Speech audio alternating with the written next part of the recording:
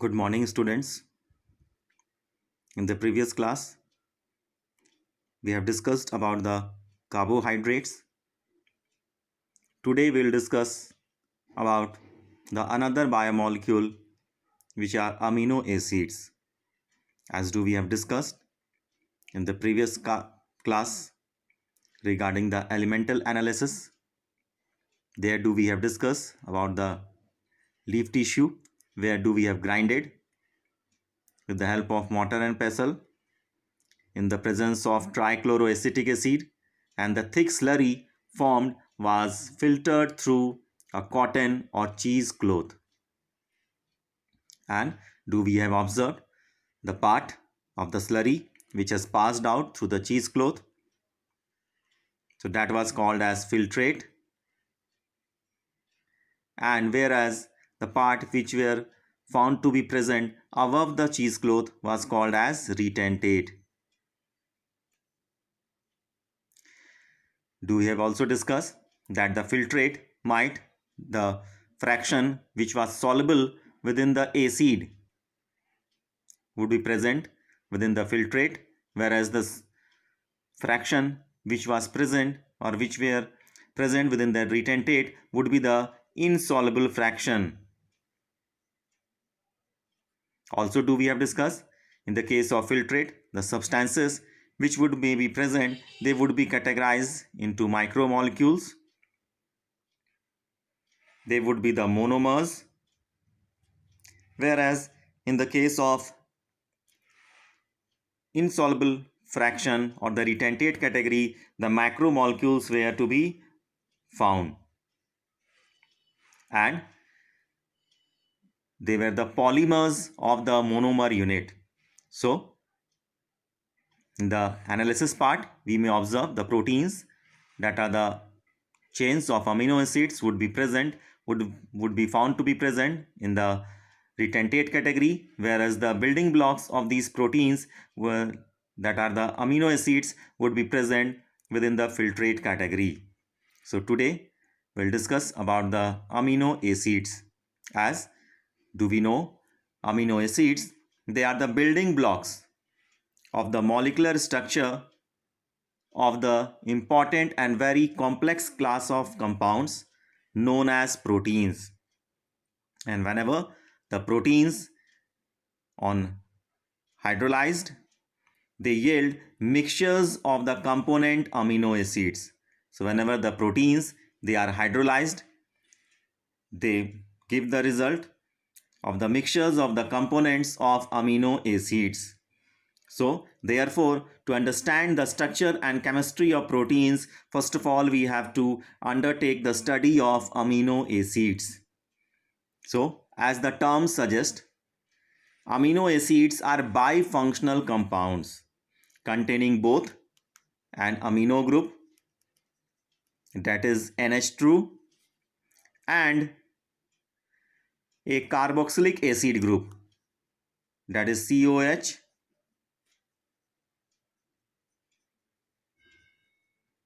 So amino acids, they are bifunctional group having an amino group and a carboxylic acid group. They are represented by the general formula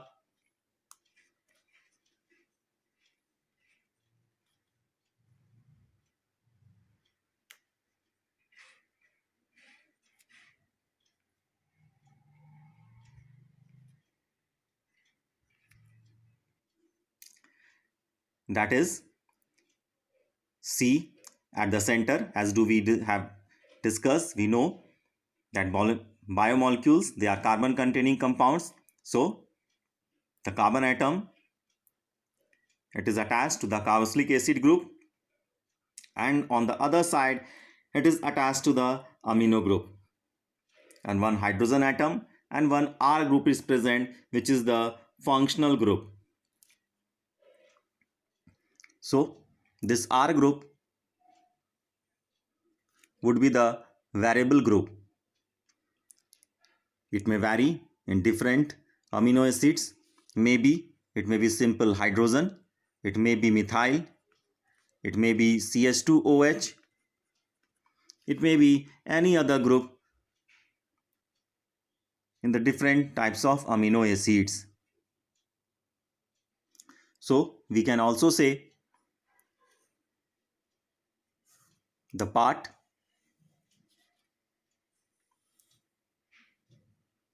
which has been encircled within this box is common in all the amino acids.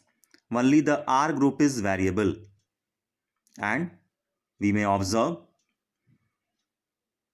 the carbon atom. On one side it is bonded to the carboxylic group, and the other side it is bonded to the amino group. So the carbon atom which is bonded to the different functional groups is known as alpha carbon atom. So the amino acids, they are also known as alpha amino acids. Amino acids, they are also called as derivatives of methanes. As do we know, the methane, which is CH4, in which what has been done, we have substituted the hydrogen group from this carbon atom. So it has formed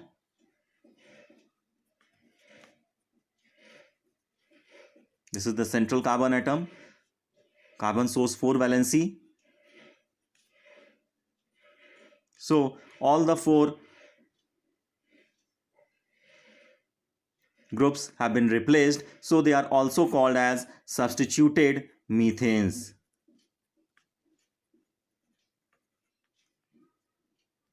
So they are also called as substituted methanes. So we may say that there are 4 substituent groups occupying the 4 valency positions of the carbon atom, and these are hydrogen, carboxyl group, amino group, and a variable group designated as R group. So based on the nature of this R group, there are many amino acids. However, those which occur in the proteins are only of 20 types. The simplest amino acid is the glycine. COH, NH2, H, and the functional group is H.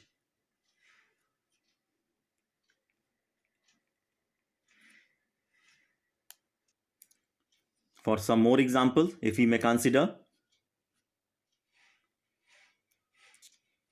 COOH,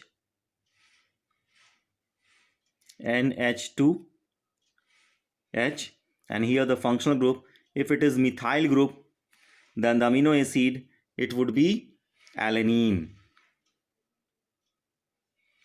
Likewise, one more example we may consider COH, H, NH2,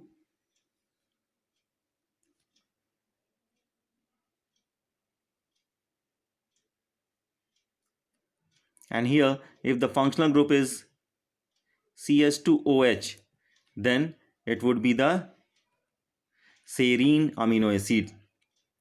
So if we consider all the amino acids, we observe that except the glycine,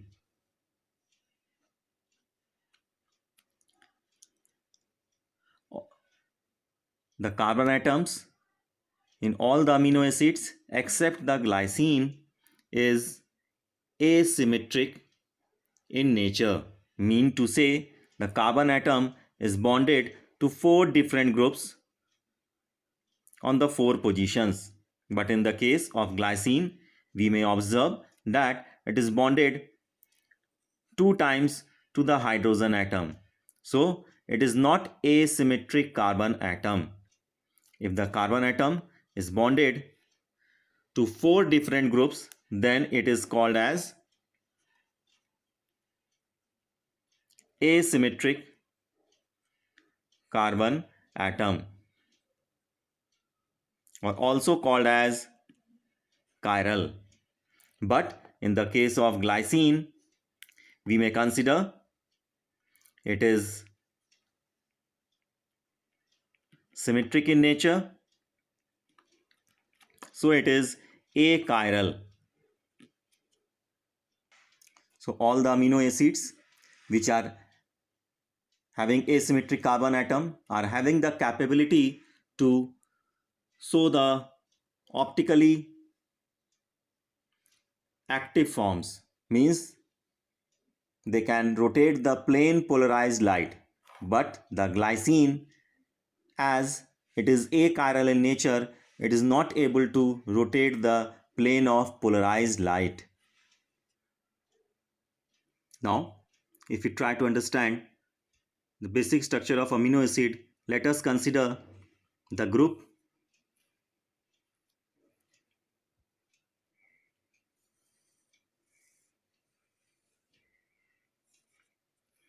This group as the common group, as it is present in all the amino acids, and consider it as X. So, the simplest amino acid do we have discussed? It is having the hydrogen atom. Do we have discussed? That is glycine. The another one having CH3 group, methyl group, which is alanine, and the another one which is CH2OH. This one is serine. So we can frame the word, just simply you try to remember gas. G for glycine, A for alanine, and S for serine.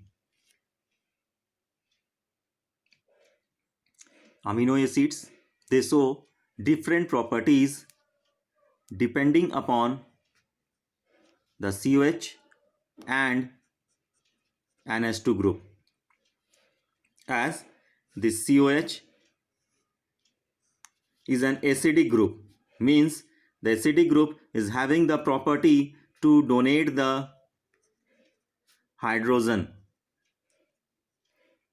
whereas this NH2, which is a basic group, which is having the property to accept the hydrogen.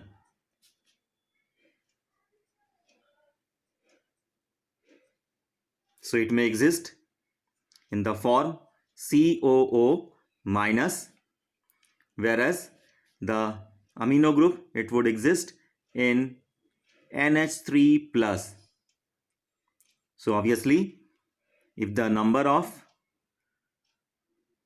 hydrogen donators, they are more in the amino acid would be an acidic amino acid. Means the amino acid, if it is having more number of carboxylic groups, it would donate more number of hydrogen atoms, so it would be showing acidic property, or we may say the amino acid is acidic amino acid. Whereas if the amino acid is having more number of amino groups, means that it is having more capability to accept the hydrogen atoms, so on the basis of that, the amino acid would be categorized as basic amino acid. So in the case of examples of the acidic amino acid,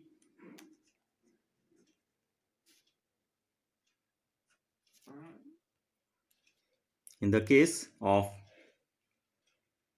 acidic amino acid, the examples would have the word acid within it. For example, the aspartic acid,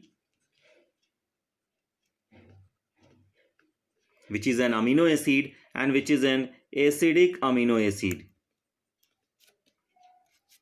Whereas, one more example, glutamic acid, which is also an acidic amino acid.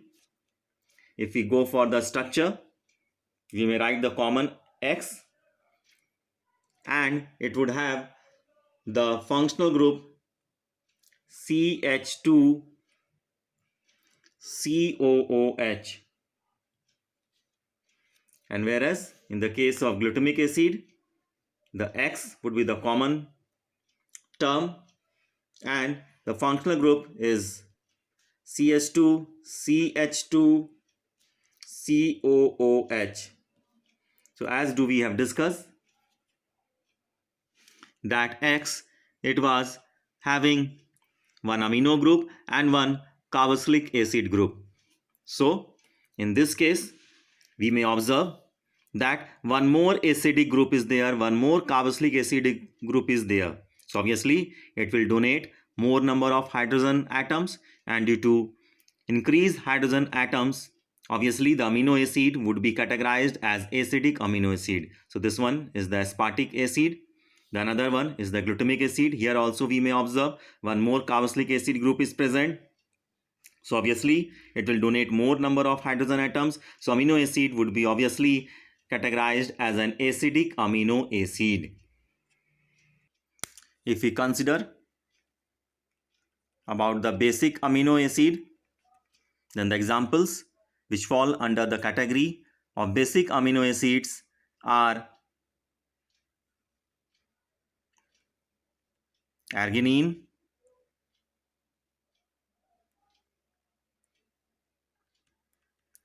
histidine, and lysine. So these are the basic amino acids: arginine, histidine, and lysine. Means in these amino acids, the amino group would be more in number. Means hydrogen acceptors would be more. So obviously the amino acid would be categorized under the basic amino acid. So arginine, histidine, and lysine, they are the basic amino acids. Acidic amino acids, do we have discussed? They are the glutamic acids and the aspartic acids. And regarding the neutral amino acids, we may consider there are lots of examples. For example, glycine, alanine, serine, like so on, valine, leucine, isoleucine, etc. So if we consider the acidic amino acid, we may also call them as monoamino dicarboxylic amino acid. Means it is having one amino group and two carboxylic acid group. So due to having two carboxylic acid group, the amino acid would be categorized as acidic amino acid. That do we have discussed the examples: glutamic acid and aspartic acid. Whereas the basic amino acid, it may be also called as diamino monocarboxylic amino acid. Means it is having two amino groups, means having the two hydrogen acceptor group. So it would be basic, and one carboxylic acid group. So it is the basic amino acid. The three categories, the examples are arginine, histidine, and lysine. Whereas in the case of neutral amino acids, means it is having single amino and single carboxylic acid group. So it is also called as monoamino monocarboxylic amino acid. For example, glycine, alanine, serine. That do we have discussed the structures of these three: valine, leucine, and isoleucine, etc. Now, as for the aromatic amino acids are concerned, means they would have cyclic rings. So three examples, three amino acids falls within the category. They are phenylalanine, tyrosine, and tryptophan. Now, we'll discuss an interesting property or a particular property of the amino acid, which is its ionizable nature of the amino group and the carboxylic groups. So, hence, in the solution of different pH, the structure of the amino acid, it changes accordingly. For example, if the solution is having of low pH, means the environment would be acidic. So, in the acidic environment, we have discussed before, the chances of hydrogen ions are more. So, as the hydrogen ions, hydrogen atoms, that do we may observe here in the structure that the amino group has been protonated and it has formed NH3+. And here in the carboxylic group, it cannot attach more hydrogen atoms. whereas the hydrogen atom, it shows one valency, so it is already bonded to the carbon atom. So here in this case we may observe, in the case of acidic environment or at low pH, the charge of the amino acid would be positive charge. But on the other hand, if we increase the basicity or if we maintain the pH at neutral level, so in this case we may say the charges on the amino acid would be showing two charges, means positive charge 1 and one negative charge. So obviously it has donated the hydrogen atom, and one hydrogen atom it has been received. So in this case, what would be the overall charge? The overall charge would be 0 in the case of neutral medium. But in the case of at the high pH, means the basic environment, we have created the basic environment, we have increased the pH value, so means low hydrogen ions. So in this case, the amino group, it would be NH2, it would be in simplest form, and here the carboxylic acid group, it has lost one hydrogen atom. So as it has lost one hydrogen atom, it would develop one negative charge. So we may consider when the environment is acidic, the amino acid would develop the positive charge,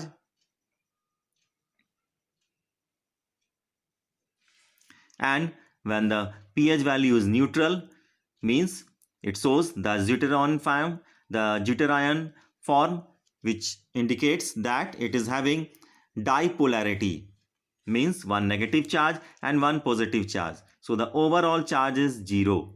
And when the medium is highly basic or basic environment, then the overall charge would be one negative charge upon the amino acid. So let us try to revise this part once more. We have discussed in the case of the acidic environment, means at low pH, obviously the more number of hydrogen atoms would be there. So the amino group has been protonated and it shows the positive charge. In the case of this neutral pH, means when the pH is neutral, then at this case we may observe the hydrogen atom has been lost by the carboxylic acid group, and obviously the NH3 group, it is having one positive charge, so one positive charge and one negative charge. So overall charge is 0. And in the case of the high pH or means basic environment, so means in the case of basic environment, less number of hydrogen atoms. So obviously the amino group, it has lost one hydrogen atom, as in this case we may observe it has been protonated, and here in this case the amino group is there, and here one hydrogen atom has been lost from the carboxylic acid group. So the overall charge is negative. So the questions may be arised that at low pH, the low pH medium, the amino acid would show positive charge, whereas in the case of neutral medium, the amino acid would show 0 charge. So as it is showing both positive and negative charge, so this charge is called as, or this form is called as dipolarity or zwitterionic form. And whereas in the case of basic environment, when high pH is there, the overall charge is negative. As well as we have also to keep in our mind that at the low pH, what would be the case for the amino group, what would be the charge present within the amino group in the case of the neutral pH also, as well as in the case of basic pH also, what would be the charge upon the amino group. So we may also say the amino acids, they are amphoteric in nature. Their structure, they allows them to donate or accept protons while they react with the medium in which they are dissolved, depending on the pH of the medium. Now we'll discuss one more important aspect. Amino acids, they are categorized into two categories: essential amino acids and non-essential amino acids. Mean to say, when the amino acids, they are not synthesized by the body, means we have to take from outside source, we have to incorporate it within our diet, then the amino acid is said to be an essential amino acid. So, for example, methionine, leucine, isoleucine, tryptophan, threonine, valine, lysine, phenylalanine, arginine, histidine, they are the examples of essential amino acids which are essential for our body, for the proper functioning of the body. So, we have to must incorporate within our diets, and they are categorized as essential amino acids. Whereas on the other hand, there are certain amino acids which are non-essential amino acids, means they are synthesized or they can be produced by our body, so they are categorized as non-essential amino acids. For example, glycine, alanine, serine, cysteine, tyrosine, proline, aspartic acid, glutamic acid. So these are categorized as non-essential amino acid, means they are already produced by our body and we do not need to take these as in our diet. So till so far here, in the next class we'll discuss about the monomer unit. That do we have discussed just now about the amino acids. We'll discuss about its polymer unit, that are proteins. Till so far here, thank you. Have a nice day.